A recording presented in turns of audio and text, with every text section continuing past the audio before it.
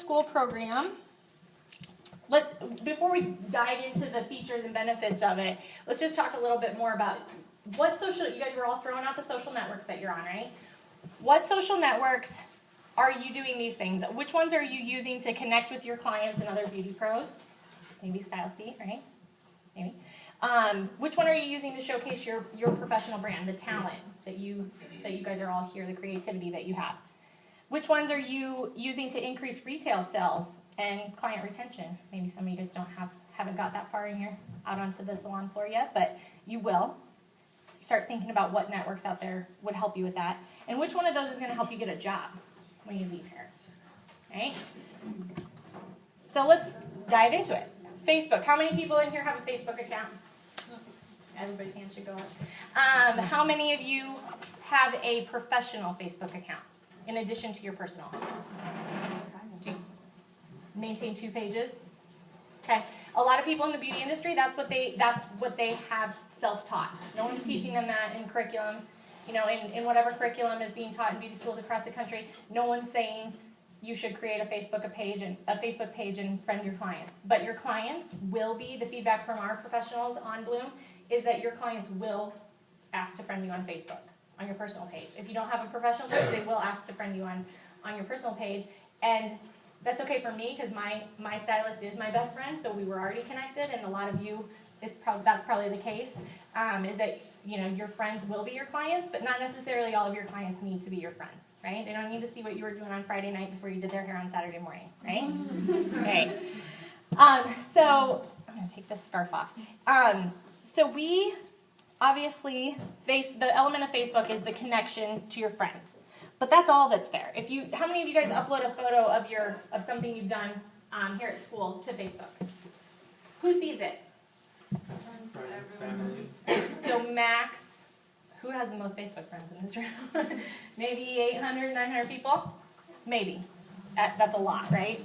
I mean, a lot. That would be if you had a lot of friends. I have like 250, so not a lot of people. And the people that are your friends on Facebook are the people that already know you're cool. They already know you have great talent.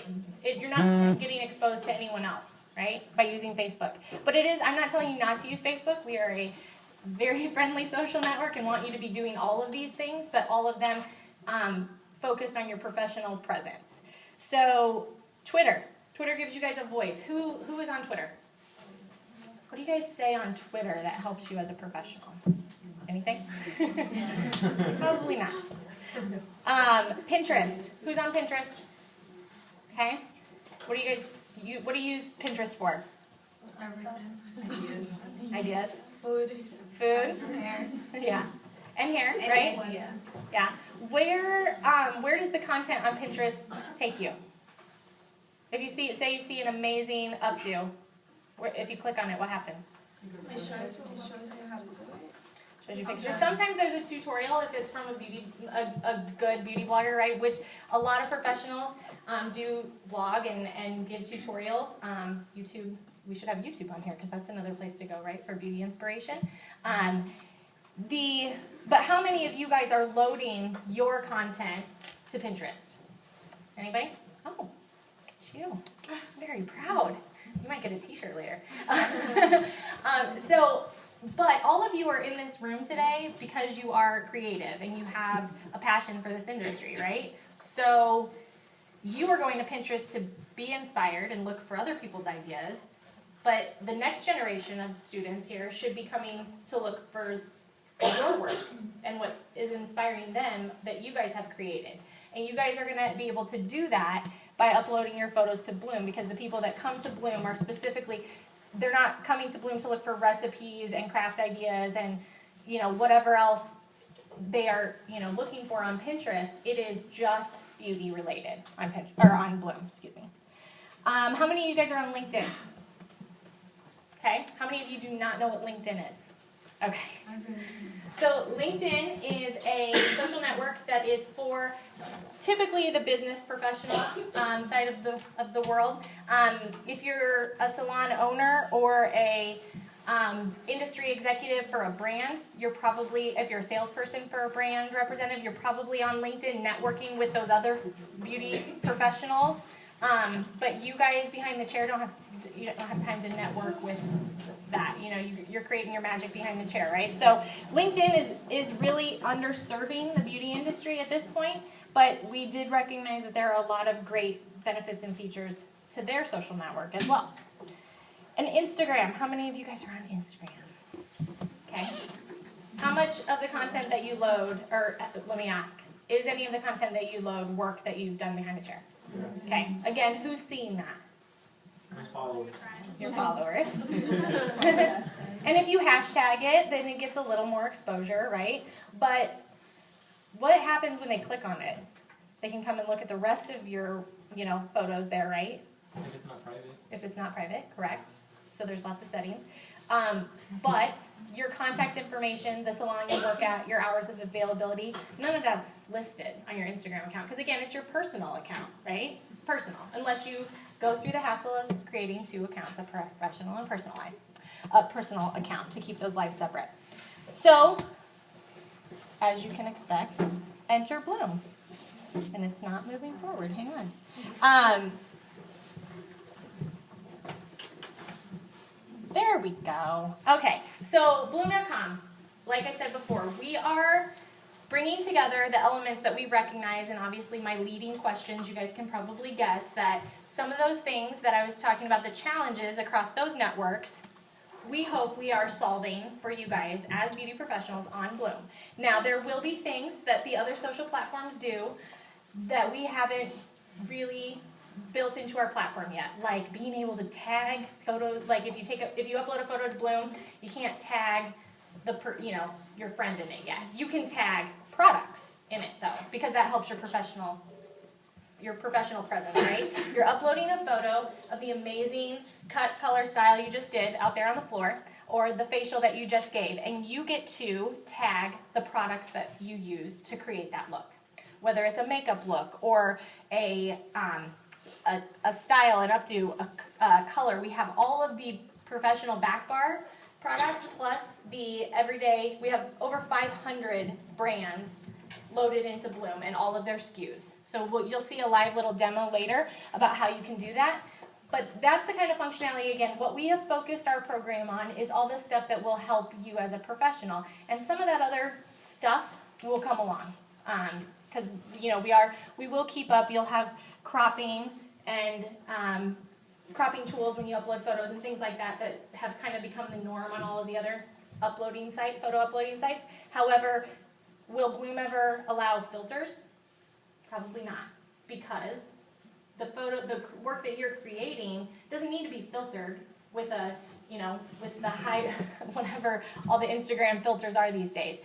Because this is your work and we want to show it, and it's, can we improve the lighting? Can we do things to make the quality of the photo better? Yes, but we will never filter it because this is your creativity, your work that we want to showcase, not Photoshop it, right?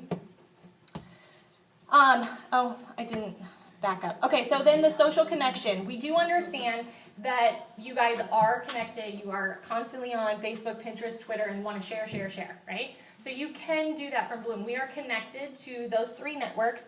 Instagram, it's a one-way street. You can't share things to Instagram, but you can share from Instagram. You guys know that. But some of the other platforms, as they connect, as they allow for it, we will connect with them as well. But those are the 3 that you can connect with. And then obviously Bloom realized that mobile immediacy, as the slide says, that you guys are mobile with your tablets and your smartphones, right? Whether it's an Android or an Apple. We have an app, the Bloom Beauty Trends app, for both Android and Apple available, and really have recognized that you guys, obviously, light bulbs going off, right? You guys don't have computers or laptops at your stations. You guys are super lucky that you have iPads at your station and that those are allowed. But the average, and when you leave here and you go out into the salon, you will have those if, depending on where you venture, where your career takes you, hopefully you will all have your iPads at your stations as professionals too. And that is already putting you a step above a lot of the beauty school graduates out there, right? So knowing how important that is, that's what we focused on. So a lot of the features and functionality that we will go over are right now today available at bloom.com, the website. From your iPads, you can go to, open up Safari and go to bloom.com.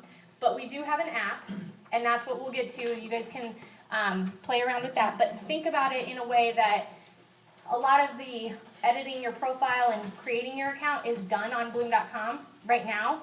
And all of that's going to change in a couple weeks because our feedback back to our technology team has been it needs to be on the app. It needs all these people, all these kids, they go to the app, Nobody wants to, especially from your phones. iPad, it's a little easier, but from your phones, it's easier just to go to the app. So we recognize that, and all of the features and functionality very quickly will be available on the applications and from your mobile devices, obviously. So obviously, to kind of sum it up, we are hopefully giving you a tool that puts you guys on the cutting edge of the beauty industry's digital future. So we have, and I've said this for those of you that have heard this twice now, we're not reinventing the fundamentals. I like to say that we are enhancing the fundamentals that you guys are already learning. You guys are already learning throughout your career here in school. You will learn about being inspired by the things around you, by the beauty around you, portfolio building, creating lookbooks, resumes. You guys are all going to create a resume before you leave here, right? And career placement and building that client relationship. In everything you do, your educators are probably teaching you interpersonal skills and how to relate to the clients because that's going to be a huge part of the success when you guys leave here, right? And we haven't reinvented. We are enhancing, hopefully, all of those fundamentals that you guys are learning with a digital, social, mobile, fun tool, right? So you'll get to do lookbooks on your Bloom portfolio. You will get to build your portfolio on Bloom. You'll get to build your resume on Bloom. You can search for for jobs in our career center, and build that. We have tools that help you with the client relationship as well. So hopefully that like I said, when you guys leave here and you're navigating your professional life and you have that iPad sitting on your station, that you're using it to enhance your career. You're not checking your email. You're not checking Facebook in between clients. That you're using it to market yourself and create your professional presence online, socially. So one of the coolest features, and I'll probably say that 10 times throughout the presentation, one of my favorite and the most basic is the personalized website. So by the end of the day today, you guys will, by the time we leave here, you guys will all be creating a personalized website. And I'm going to stop you girls right now. You're going ahead. They've already joined. You might now. I'm going to have to backstep when we get to that. So, okay, tablets down. We're going to talk about it. Think about it right now. Don't do it, but think about what you want your personalized website to be. And it's bloom.com/something that you want to be known as professionally. So Mary Quinn is our demo student. And she it's a land grab also, so if there's another Mary Q in here, I really apologize. But she has taken the URL, bloom.com/MaryQ. If you would want it to be your first initial last name, or if your last name's hard to spell, think about these things as we're sitting here, because it's a land grab, so if you have a unique name, but it is hard to spell, if you verbalize it to your client, hey, come follow me at bloom.com/Mary, is pretty easy. But if it's a name like Stacy, is it with an E? Is it with a Y? Is it with an I? So think about that as you're sitting here, okay? Think about maybe you have your first name's hard to spell, but your last name's pretty easy. So all of those things will come into play, but you guys get to have that today. And then that will be where you build your portfolio, your online portfolio on Bloom. And that's what you're seeing from Mary today. It's her contact information, and right now this is all the school's information because, it's not showing my mouse, but the school's information right there in pink where it says Beauty Academy Demo School, that is, again, a fake school. Mary's a fake student that we use for presentation purposes. That's the contact information, her hours of availability, that's the hours that she's on the salon floor and taking appointments, right? The contact information for you guys will be pre-populated with the school's information. Why?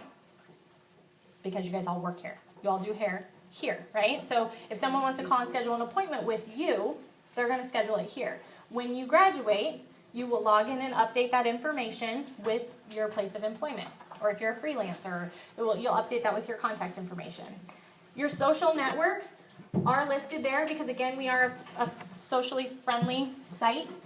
I will warn you, if you do not want your clients to see that personal side of you, the connection on Facebook, do not put your link there. It's that simple, right? But if you do have a professional Facebook page that you maintain, link that one from your Bloom account.